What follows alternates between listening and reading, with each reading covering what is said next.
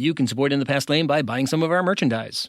We've got merch with quotations from famous people in history, like Abraham Lincoln, fellow citizens, we cannot escape history, and Confucius, who said, "Study the past if you would control the future." And we've got some snarky ones too, like one of our bestsellers that says, "Dear America, okay, I'm begging you, stop repeating this shit." Signed, History. You can get these designs and many more on everything from a t-shirt or a hoodie to a coffee mug or a beach towel. Just go to our website, inthepastlane.com, and click on merchandise. Thanks.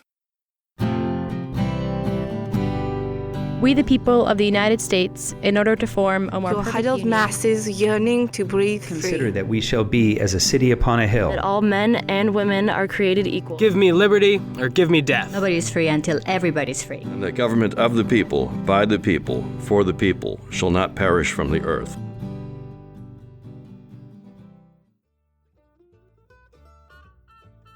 Hi there.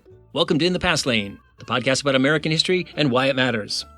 Brought to you by SBI, Snoring Beagle International, and coming to you from the Appomattox Courthouse Studios, located in central Massachusetts. I'm your host, historian-at-large Edward T. O'Donnell, and this is episode 188. Every week here at In the Past Lane, I tell you what happened in U.S. history this week, with special attention to one important story. So what's happening in the Past Lane this week? Well, like everyone else, I'm getting used to the new normal of working from home, rarely going anywhere except neighborhood walks and runs, and keeping a safe distance from anyone I encounter. It's strange, but I gotta say, technology makes it a lot more tolerable. I'm using Zoom to teach, but also for getting together, and I'm raising air quotes there, with friends and family. So far, I've used Zoom to have lunch with 2 college buddies, a happy hour with a large group of high school friends, dinner with my wife and adult children, and several conversations with my siblings. It's actually been a lot of fun. Of course, I can say that because so far none of us have come down with the COVID-19 virus. I hope that's the case with you and yours. I suspect that when Merriam-Webster announces its word of the year in December, there's a good chance it'll be Zoom. All right, let's get on with it. Here's what happened this week in American history. Let's start with this. On April 12, 1864, Confederate soldiers overran Fort Pillow in Tennessee and massacred hundreds of African American soldiers. It was one of the most egregious war crimes in American history. Before diving into this story, it's important to note the significance of the role played by African Americans in helping the Union win the Civil War. In total, about 180,000 African Americans served in the Union Army. That's about 1/12 of the Army. Another 20,000 served in the Union Navy. And keep in mind, this service did not begin until mid-1863, fully 2 years into the war. In other words, it came at a crucial moment in the war when the Union desperately needed more soldiers. Over the course of those 2 years of service, between 1863 and 1865, African American soldiers would fight in hundreds of battles and skirmishes. And this service came at a high price, as over 1/5 of black soldiers, about 40,000, were killed either on the field of battle or as a result of disease. In the end, African American soldiers played a critical role in the Union's triumph over the Confederacy. And what about black Confederates? Well, hopefully you know that that is a complete and total myth. They never existed. And if you want to learn more about this myth of black Confederates, check out In the Past Lane episode 169. All right, on to Fort Pillow. This was an insignificant Union outpost, situated on the Mississippi River in western Tennessee. But in the spring of 1864, Fort Pillow was attacked by the legendary Confederate cavalry leader, General Nathan Bedford Forrest. Before the war, Forrest had been a wealthy slave trader. He joined the Confederate Army as a private, but quickly rose up through its ranks. And by the spring of 1864, Nathan Bedford Forrest was a household name in both the North and the South, known widely for his strategic genius and his ruthlessness. In 1864, Forrest led more than 1,000 cavalry on a raiding mission into western Tennessee and Kentucky. By this time, the Confederacy was in desperate need of supplies, horses, and soldiers. So his primary objective was to capture horses, food, and military supplies, and to recruit new soldiers from among the pro-Confederate populace. In addition, Forrest was to cause maximum havoc in the region by disrupting a huge Union force being assembled by General William Tecumseh Sherman near Chattanooga. Sherman's objective was obvious, the city of Atlanta, and it was crucial to the Confederacy that he be stopped or at least slowed down. On April 12, 1864, the third anniversary of the firing on Fort Sumter that announced the start of the Civil War, about 1,500 men under the command of Nathan Bedford Forrest set fire to a nearby camp of escaped slaves, mostly women and children, and then surrounded Fort Pillow.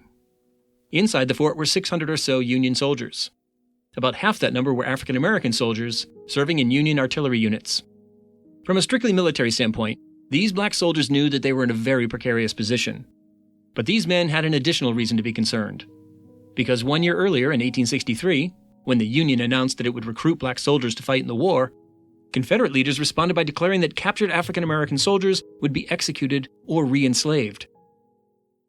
The Confederate assault began at 11 a.m., and soon thereafter the Fort Pillow garrison was reeling. Confederate snipers killed the fort's commanding officer, and scores more. At 2 p.m., Forrest sent a message demanding the fort's surrender. "Should my demand be refused," he warned ominously, "I cannot be responsible for the fate of your command." Fort Pillow's commander tried to buy time, hoping that reinforcements would soon arrive, and he asked for 1 hour to consider the demand. Forrest refused and gave him 20 minutes, and the moment that deadline passed, his men attacked. As the Confederates streamed into the fort, many of the outnumbered Union soldiers panicked and ran towards the river. But many other Union soldiers fought valiantly, even after the struggle seemed hopeless. But when it became obvious that they had been defeated, they surrendered. Or at least they tried to surrender. That's because the attacking Confederates were not about to treat black Union soldiers according to the rules of war. As one Confederate soldier later testified, "The sight of Negro soldiers stirred the bosoms of our soldiers with courageous madness. This courageous madness led them to slaughter wounded and surrendering black soldiers and to chase down and kill those trying to escape." As another Confederate officer remembered, "The slaughter was awful. Words cannot describe the scene. The poor, deluded Negroes would run up to our men, fall upon their knees, and with uplifted hands scream for mercy. But they were ordered to their feet and then shot down." Nathan Bedford Forrest and other Confederates would deny claims that they had massacred soldiers that day. But there is abundant historical evidence, including testimony by Confederate eyewitnesses, that a massacre had indeed taken place that day. Just consider these statistics. Half the Fort Pillow garrison, about 300 men, had been killed. That's an extraordinary toll, especially when compared to other Civil War battles. Typically, the ratio of killed to wounded was 1 to 2. That is, for every soldier killed, there were 2 wounded. But at Fort Pillow, the ratio was the reverse. For every wounded soldier, 2 had been killed.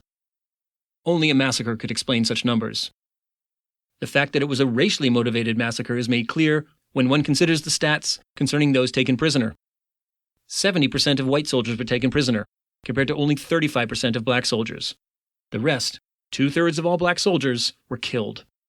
And it should be noted that while Fort Pillow was without question the worst instance of Confederates massacring black Union soldiers, it was by no means the only one. Little wonder then, for the duration of the Civil War, the Union's African American soldiers often cried, "Remember Fort Pillow," when attacking Confederate positions. They did so to honor the dead and to inspire the living onto final victory. One of the reasons why this story is worth remembering is that Nathan Bedford Forrest enjoys an exalted place in Confederate history and memory. And as a consequence, there are many schools, streets, and public parks named in his honor, not to mention scores of statues. So debates over the removal of Confederate monuments in recent years have often involved statues of Nathan Bedford Forrest. Defenders say the statues are a tribute to his brilliance as a cavalry commander and a general pride in Southern heritage. Critics, however, point out Forrest's role in the Fort Pillow Massacre. And one more thing. After the Civil War, he joined the Ku Klux Klan and became its first Grand Wizard. You'll recall that in last week's episode, we noted the major role that violent terrorist organizations like the KKK played in stripping recently freed African Americans of their civil and political rights. So, statues of Nathan Bedford Forrest represent many things. But first and foremost, they represent white supremacy and the violence used to achieve it. So, what else of note happened this week in U.S. history? April 6, 1917, after 2.5 years of remaining officially neutral and on the sidelines of World War I, the U.S. declared war on Germany. President Woodrow Wilson had called for neutrality in the hope that after the war, the U.S. could play the role of impartial arbiter to help negotiate a lasting peace settlement. But when it became apparent that England and France actually might lose the war, and German submarines resumed unrestricted submarine warfare, sinking many American ships, Wilson changed his mind. The U.S. must enter the war, he told the American people, because, quote, "the world must be made safe for democracy."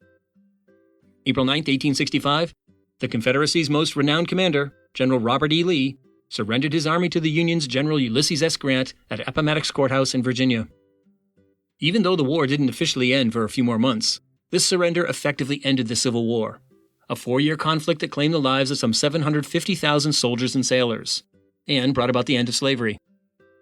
Every now and again, someone proposes that April 9th be made a national holiday to celebrate the defeat of the Confederacy and the preservation of the Union. And this historian thinks that might be a good idea. April 11th, 1970, Apollo 13 blasted off on its mission to the moon. A mechanical malfunction nearly doomed the astronauts, but a little luck and a lot of ingenious improvising on the part of the crew and NASA officials brought them home safely. And what notable people were born this week in American history? April 6th, 1866, investigative journalist and author of Shame of the Cities, Lincoln Steffens. April 7th, 1915, legendary jazz singer Billie Holiday. April 7th, 1912, pioneering gay rights activist Harry Hay.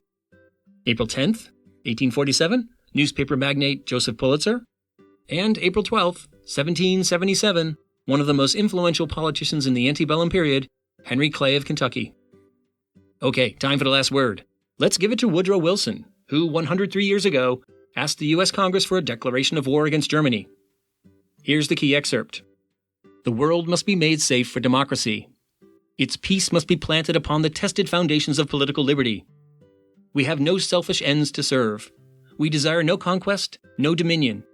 We seek no indemnities for ourselves, no material compensation for the sacrifices we shall freely make.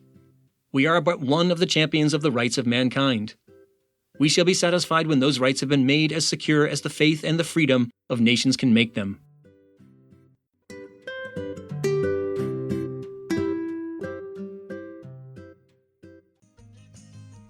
Well, that's going to do it for In the Past Lane this week.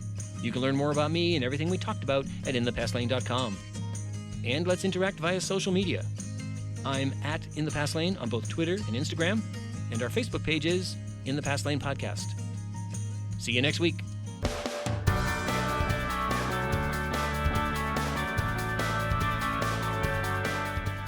SBI, Snoring Beagle International.